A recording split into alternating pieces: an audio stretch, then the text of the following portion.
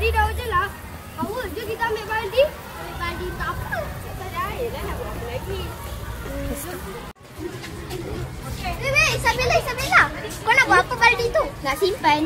Kita orang nak balik. Nak buat apa? Nak takung air hujan. Okey. Terima kasih. Timbul tu bagi nampak. Okay, right. Air dah penuh. Ya. Ni kita nak bagi siapa? Ada Daya lah. Jom kita pergi Daya. Jom. Daya. Ya. Kau nak tak air ni? Nak. Nak. Air tu tak apa. Air ni dia ada macam-macam faedah. Boleh cuci kereta, siram pokok, cuci pinggan dan lain-lain.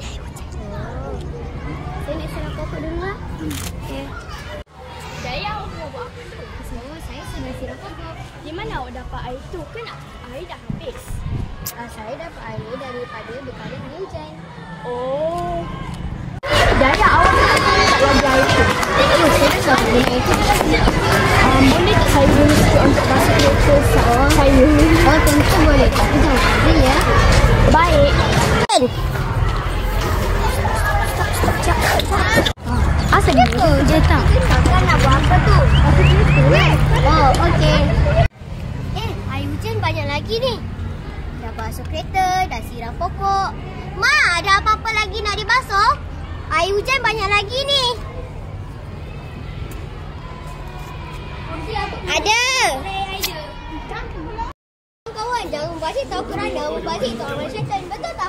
Betul. Orang, air hujan ada banyak kegunaan. Antaranya siram pokok, cuci kereta, basuh baju, basuh pinggan dan lain-lain.